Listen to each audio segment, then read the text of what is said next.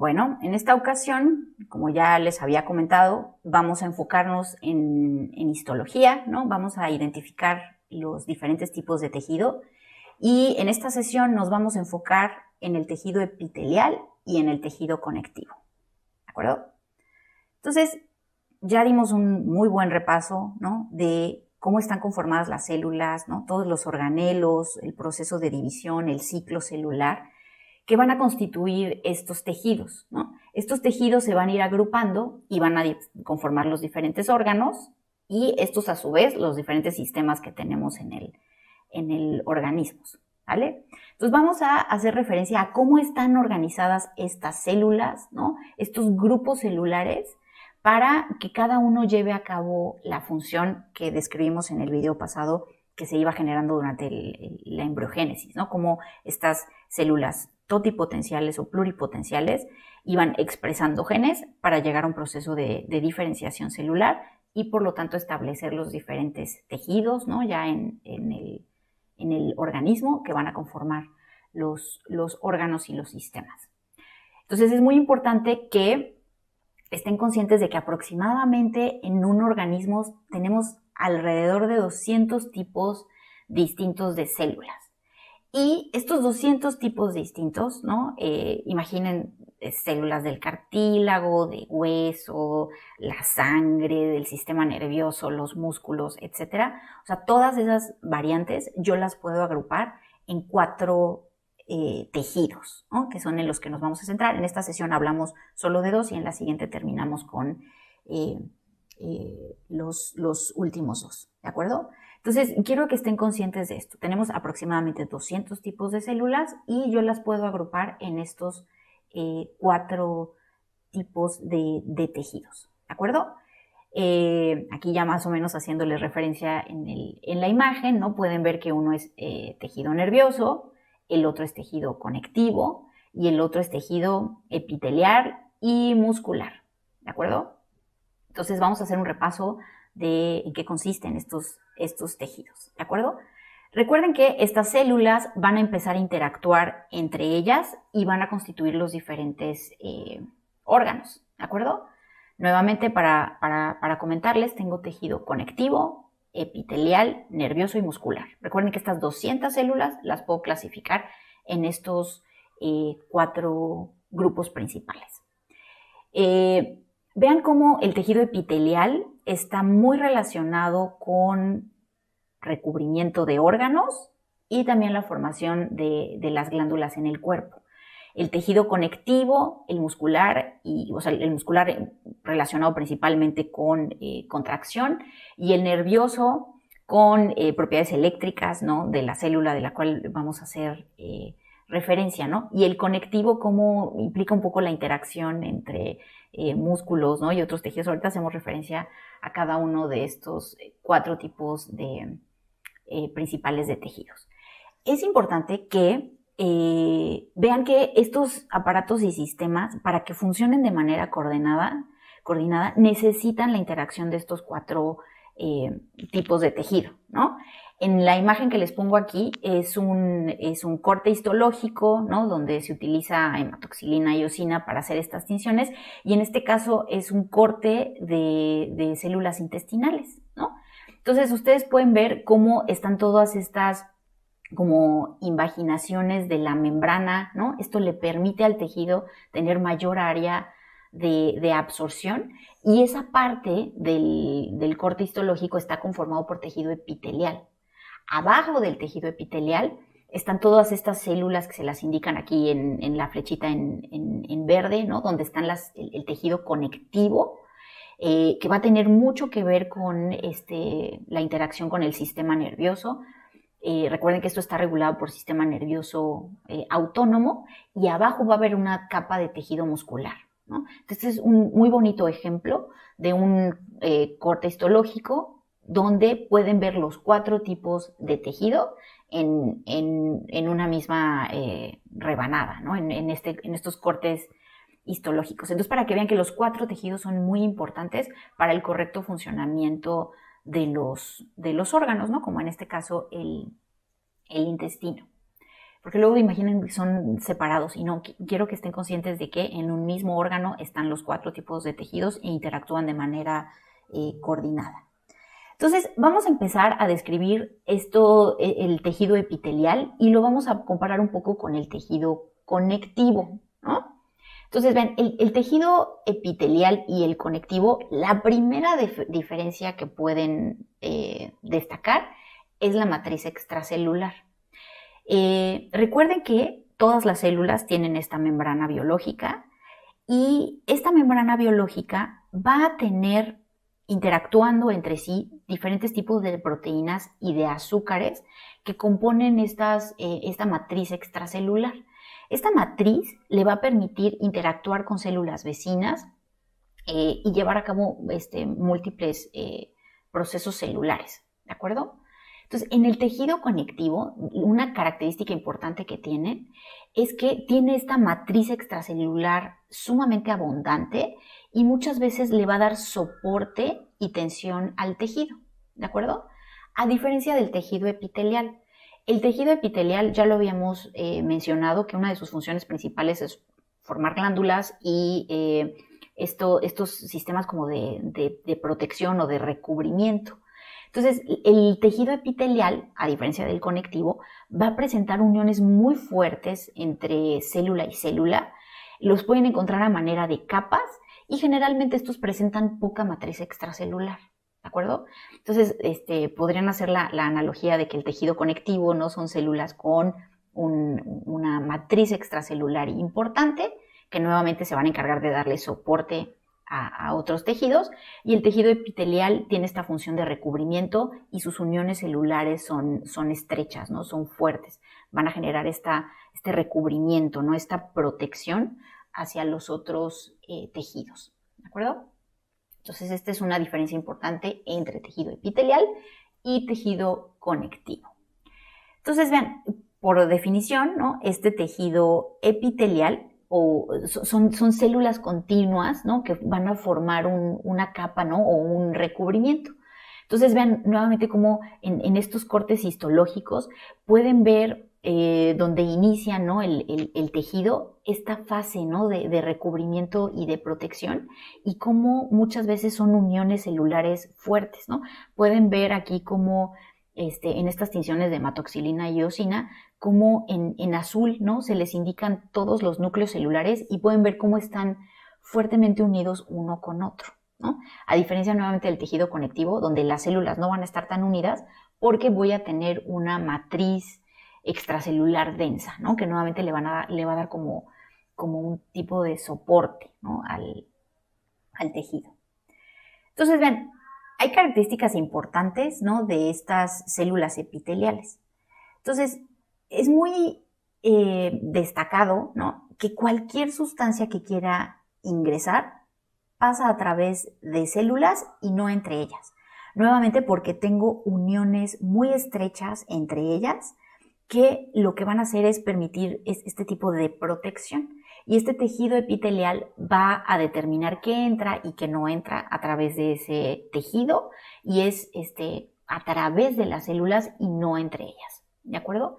Nuevamente todo esto se debe a que yo voy a tener espacios intracelulares sumamente escasos, ¿no?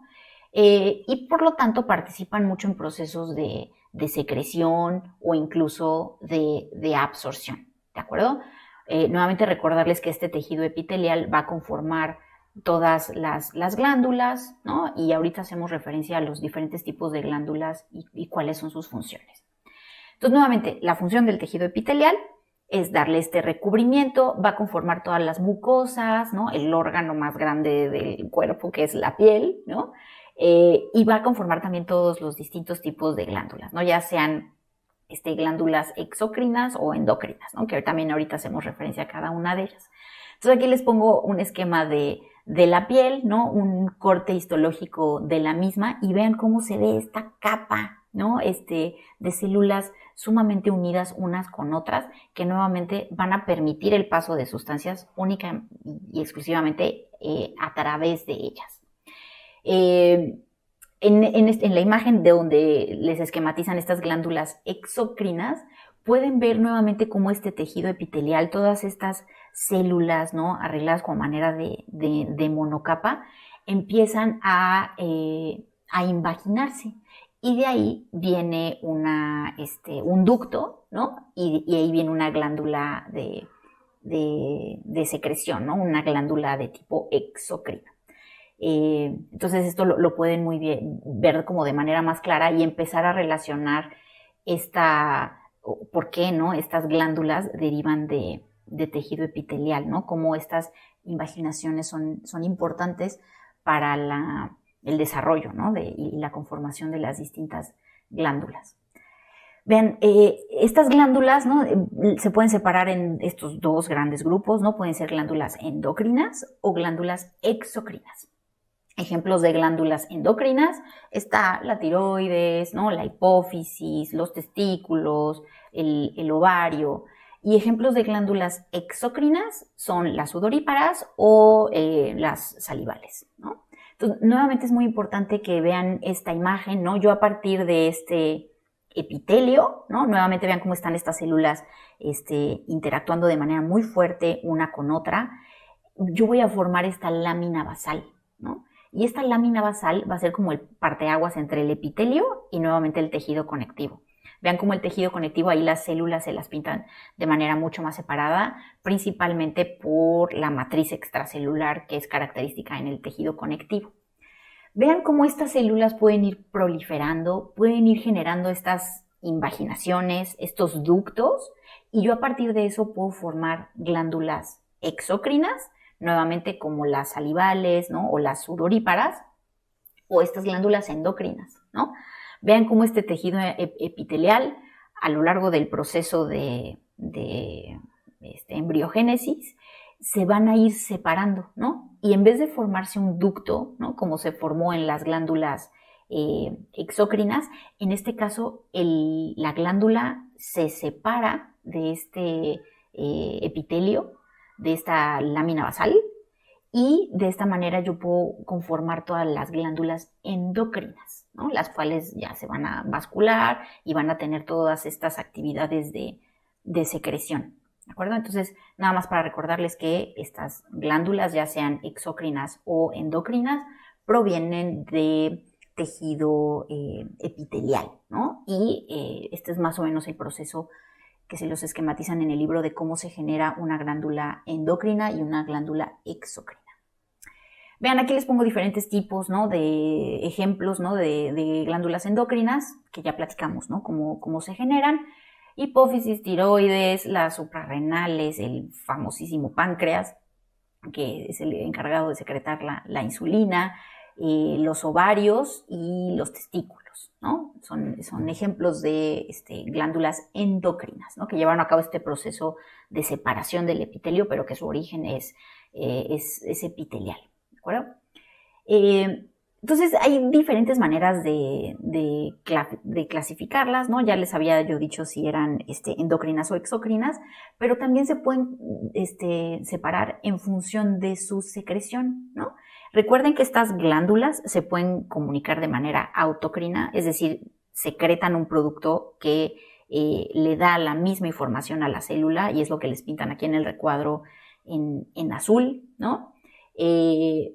Tienen también esta comunicación endocrina, ¿no?, donde participa sistema vascular, ¿no? Vean cómo ahí hay un vaso sanguíneo, ¿no? Se va a liberar y va a viajar a diferentes órganos y tejidos, ¿no? Eso se refiere como una glándula endocrina, y parácrina, que tiene efecto en células vecinas, ¿no? Entonces, esta es otra manera de clasificar a las glándulas, ¿no?, por su tipo de secreción, ya sea endocrina, parácrina o autócrina. Nuevamente, para recordarles el origen, ¿no?, que hacemos referencia en la sesión pasada, de estas células epiteliales que nuevamente van a generar todos los tejidos, ¿no?, de recubrimiento, y las glándulas. Recuerden que provienen de estas 3 capas embrionarias, ¿no? Si recordarán, yo tenía mi blastocisto, este blastocisto se iba a implantar en el endometrio iba a comenzar el proceso de gastrulación y se formaban estas 3 capas, ¿no? El ectodermo, el mesodermo y el endodermo. Entonces, como recordarán de la sesión pasada, este ectodermo, esta capa externa, de ahí va a derivar, ¿no? el sistema nervioso y esta piel, ¿no? Que es claramente origen epitelial. Del mesodermo yo voy a obtener músculo, esqueleto, riñones y el aparato reproductor, y del endodermo, de esta capa interna, ¿no? Que se las indican aquí en azul, de aquí yo voy a obtener todas estas glándulas endocrinas, ¿no? El pulmones, sistema digestivo e hígado. Entonces, nada más para recordarles, ¿no? Que a partir del endodermo yo voy a obtener hígado y páncreas, que nuevamente son glándulas, ¿no? Del ectodermo viene todo lo de boca, lengua, glándulas mamarias, la córnea, ¿no? Y todos estos se refieren a células epiteliales.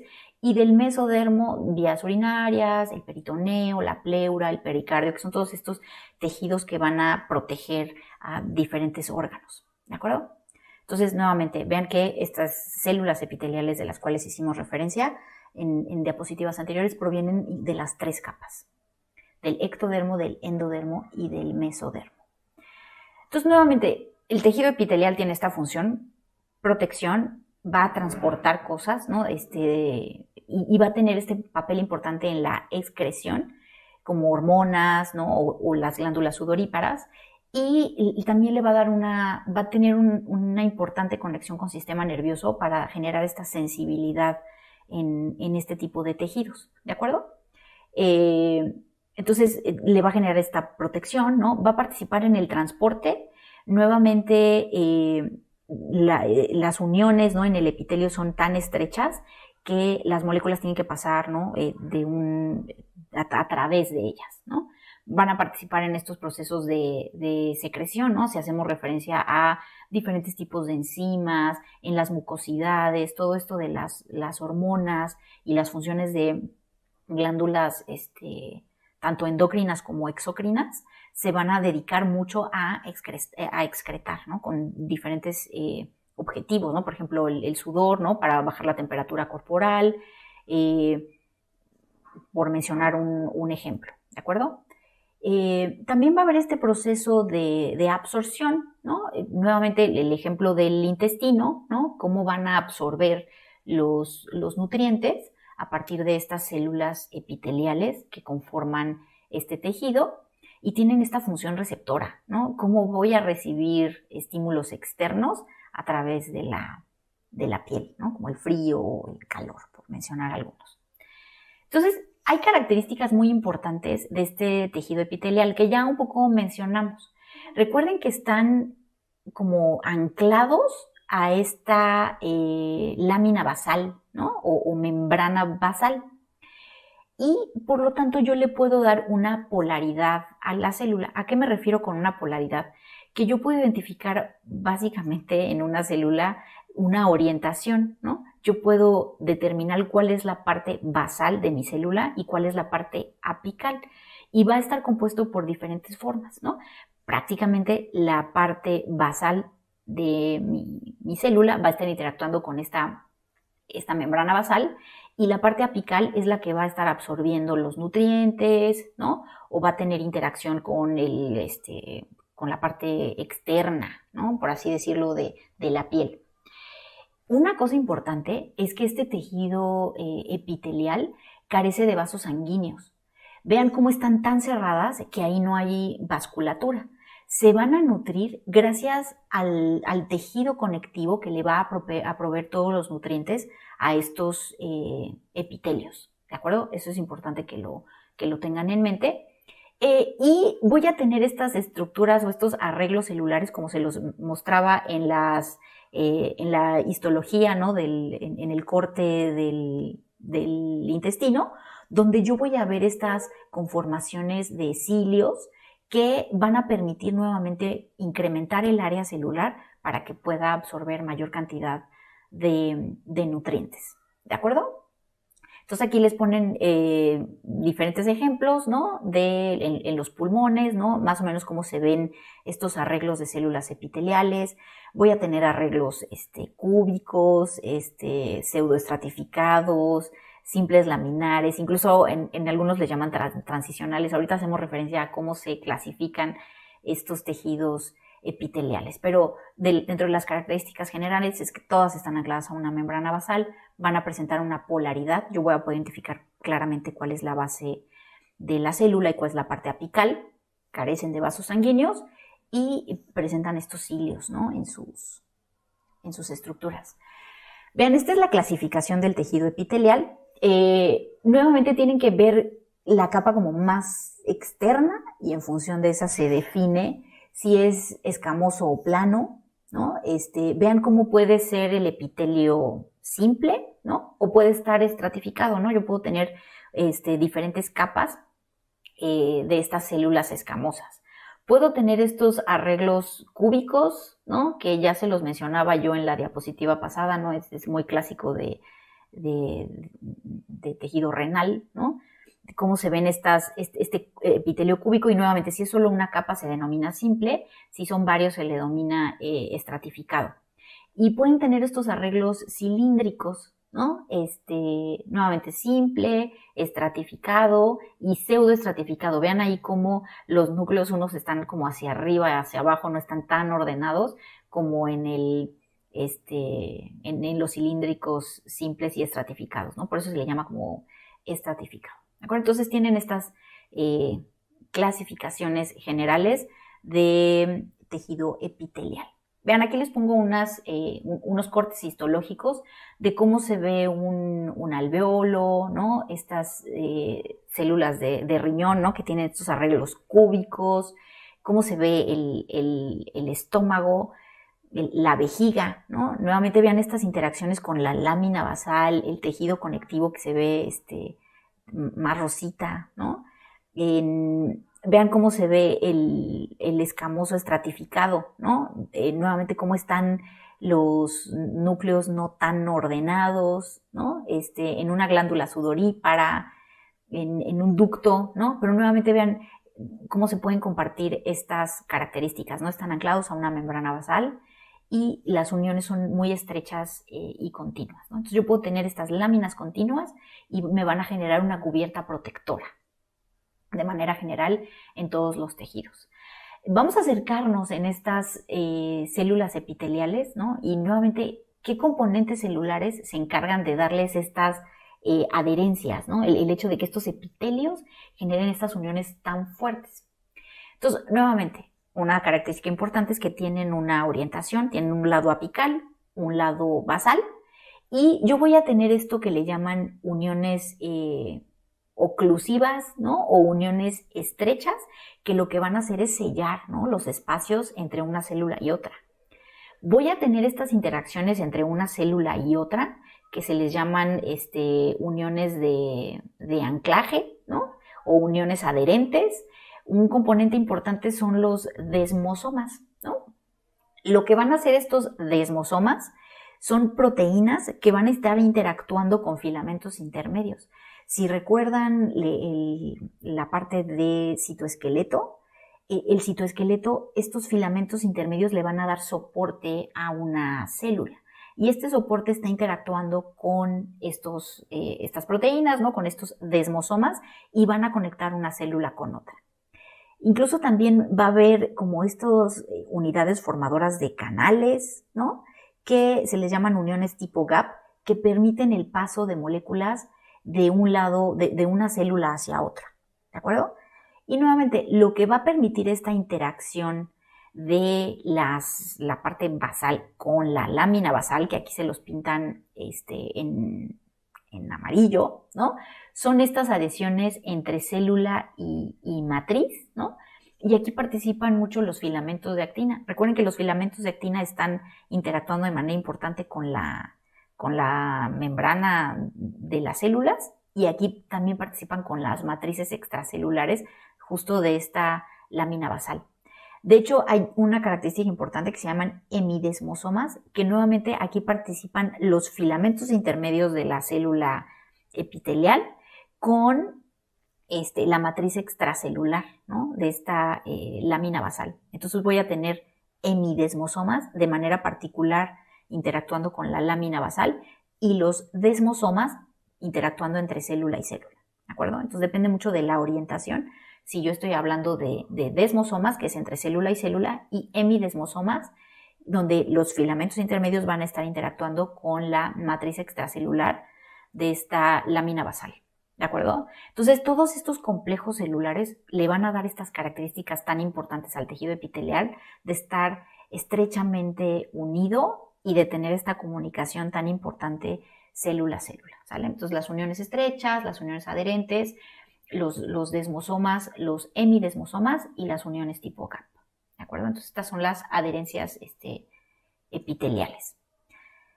Vamos a continuar ahora con tejido conectivo, ¿no? O sea, ya hablamos de este tejido epitelial, se va a encargar del recubrimiento, va a formar también glándulas tanto endocrinas como exógenas, y abajo de muchas de las histologías que yo les mostré estaba el tejido conectivo. Ya habíamos dicho que matriz celular muy importante. Si ven, pierden un poco este arreglo tan ordenado que tienen las células epiteliales, ¿no? Tienden a ser como más de apoyo, ¿no? De soporte, ¿no? Y la función principal es que va a conectar, ¿no? un tejido con otro, muchas veces va a proveer de nutrientes y le va a dar soporte, ¿no? Va a proteger a los otros tejidos. Entonces aquí les pongo ejemplos, ¿no? de tejido conectivo, ¿no? Como el tejido adiposo, ¿no? La sangre, ¿no? Que ya también hemos hecho referencia en otros, en diapositivas anteriores. Entonces, nuevamente, tejido conectivo, quiero que piensen principalmente en esto que ya platicamos, que es la matriz extracelular.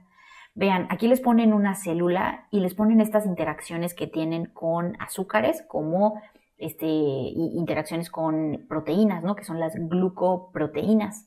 Hay muchos proteoglicanos, glucoaminoglucanos.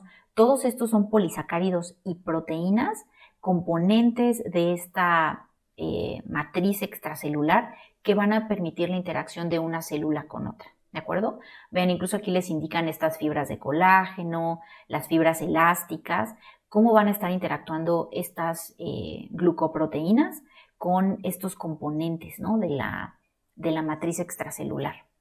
De hecho, hay toda una rama, ¿no? en la biología donde se dedican a estudiar estos azúcares, ¿no? Que interactúan con las proteínas, y muchos de estos en matriz extracelular, ¿no? Que es el área de la glicobiología, donde tú prácticamente puedes ver el azúcar y puedes determinar más o menos la función o con qué podría estar interactuando, qué cosa lo reconoce, qué no, ¿de acuerdo? Entonces, estos azúcares son muy importantes como componentes de la matriz extracelular del tejido conectivo, ¿de acuerdo? Entonces, vean, recuerden que yo los epitelios los clasificaba por sus arreglos, ¿no? Si tenían solo una lámina, ¿no? Si tenían varias capas, cómo estaban los núcleos, ¿no? Y el tejido conectivo yo lo voy a clasificar nuevamente en función de su matriz extracelular. Entonces, puede haber estas fibras de conexión y soporte, como el colágeno que ya mencionábamos. Puedo tener fibras elásticas, que son paredes de vasos sanguíneos. Puedo tener fibras reticulares, ¿no? Al interior de los órganos, como el hígado, ¿no? Y aquí les pongo varios cortes de más o menos cómo se ven estas fibras de colágeno, ¿no? Que nuevamente voy a clasificar tejido conectivo en función de su matriz extracelular. Voy a tener estas fibras elásticas y estas fibras reticulares de tejido conectivo, ¿de acuerdo? Entonces, por ejemplo, fibras de conexión y soporte, colágeno, fibras elásticas, importantes en vasos sanguíneos, ¿no? Y estas fibras reticulares son muy típicas en cortes hepáticos, ¿de acuerdo? Vean, dentro de las características, ¿no? Así como hacíamos referencia en el tejido epitelial, que están unidos a una lámina basal, que son apicales, basales, etc. En el caso de tejido conectivo, voy a observar la presencia de fibroblastos y de macrófagos, ¿de acuerdo? Parece que los macrófagos son estas células encargadas de digerir, ¿no? Otros tipos celulares.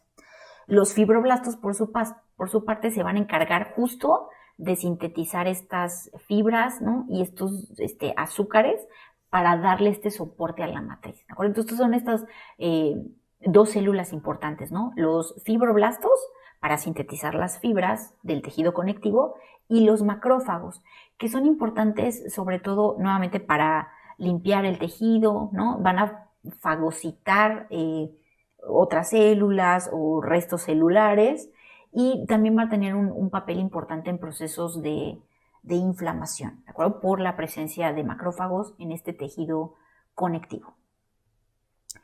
Aquí también lo clasifico, ¿no? Nuevamente en lo que más me voy a fijar es en la matriz extracelular.